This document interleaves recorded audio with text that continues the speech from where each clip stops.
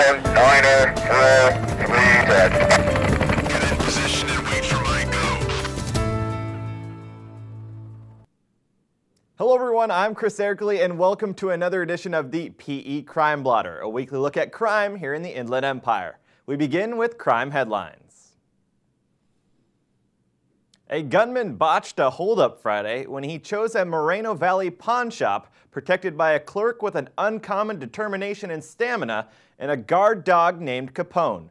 For more than 6 minutes, the employee struggled with the robber before wrestling away the gun and hustling out of the store with his Rottweiler, Capone. The shop's surveillance cameras recorded the entire incident, and 5 deputies later arrested the suspect at gunpoint.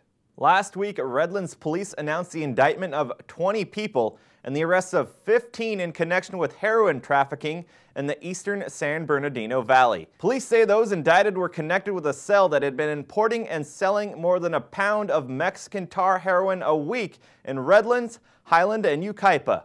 The department was aided in a 10-month investigation by the U.S. and state Departments of Justice, the Drug Enforcement Agency, and the San Bernardino County Sheriff's Department. The investigation was triggered by an increasing number of heroin overdoses and deaths in the Redlands area. A Marietta man accused of assaulting his 73-year-old mother, duct taping her to a chair and cutting her oxygen tube on Easter Sunday is behind bars with bail set at more than $1 million. 48-year-old Gregory Cornelius pleaded not guilty in Riverside County Superior Court to attempted murder, elder abuse, and false imprisonment. A man with a history of stealing cars and driving drunk was taken into custody Friday night after leading Riverside police officers on a chase into Corona. 29-year-old Charles Anthony Medina of Riverside pulled into the parking lot of Scottish Inns and Suites on Lincoln Avenue in Corona and for 90 minutes refused to get out of his car. He eventually did submit to arrest and was booked into the Southwest Detention Center in French Valley for investigation of DUI, reckless driving and evading a peace officer, receiving known stolen property, and use of a controlled substance. Riverside County prosecutors have filed murder charges against a San Jacinto man accused in a May 2011 death of a local professional boxer. 18-year-old Manuel Edmundo Guzman was arrested last week after an 11th-month investigation. He could face life in prison without parole or the death penalty should prosecutors choose to pursue it if convicted of killing 23-year-old Eddie Leal of San Jacinto. Leal was a professional bantamweight boxer from 2007 until his death. Guzman was arrested last week. Police have not yet said what they believe prompted the killing, but they know Leal was an innocent victim and did not know Guzman. Well, that does it for this week's crime headlines. Coming up next, Off the Beat. It's now time for our Off the Beat segment, a couple very interesting crimes to say the least. Joining me now, the Press Enterprise's Eric Vilchis. Eric, our first case involves a public urination kind of confrontation that turned quite violent. That's right. This guy wins the Like a Good Neighbor award. Not only was he urinating in the neighbor's bushes, but when the neighbor came out and confronted him, he pulled out a semi-automatic weapon and fired 2 shots towards the house. Charles Borden Jr., 21, of Hemet, was arrested on suspicion of attempted murder and public intoxication.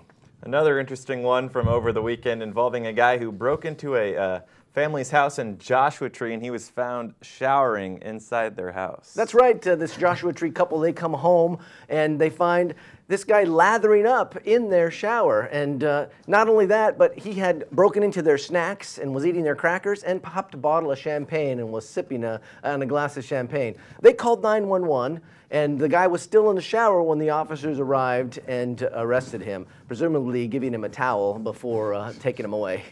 Interesting. And last but not least, a gas pump theft. A gas pump theft. You have 2 guys from Florida drive their big rig into a gas station. They open up the pump and rig it so that their device is calculating the amount of gas that they're using. But instead, they trigger an alarm, and the cops come and arrest these guys on suspicion of attempted grand theft. Only on gasoline, right? All right, Eric, thanks for joining us. Some definitely entertaining crimes, to say the least, this week. That does it for this week's Off the Beat segment. Coming up next on the docket. It's now time for our On the Docket segment. We're taking a look at the big court cases here in Riverside and San Bernardino County.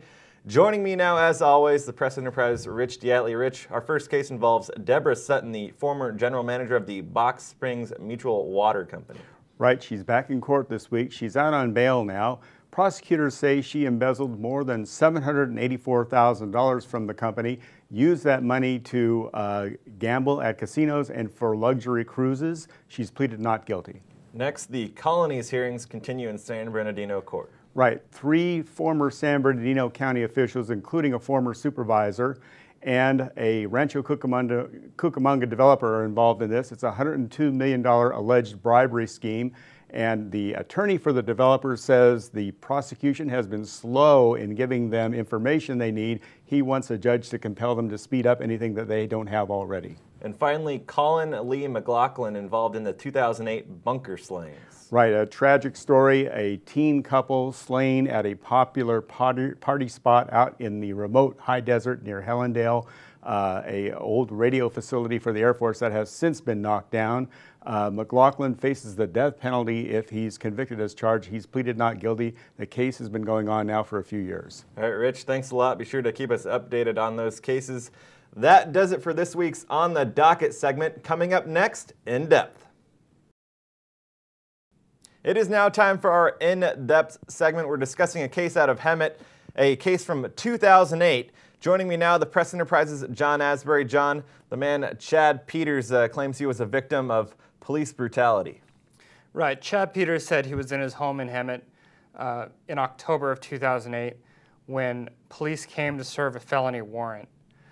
During that warrant, he said he didn't actually realize that they were police. He said that he thought that they were potential armed robbers. So he ran out the back of his home, and when another officer yelled to identify himself as a police officer, Chad Peters scaled a wall and came down on the other side, where he said he held his hands behind his back. At that point, an officer had fired a taser but missed, and Peters said he was on the ground when the officer kicked him in the face. In this case, there has been a fairly large settlement. Right. The city of Hemet settled for $1.6 million, but in that settlement they agreed to not admit any fault in the case. They said it was a business decision, and in light of the cost of the trial and the evidence at stake, they said it was best to settle and move on. All right, John, thanks for joining us. That does it for this edition of our In-Depth segment and also wraps up this week's PE Crime Blotter. I'm Chris Erkley, and we'll see you next week.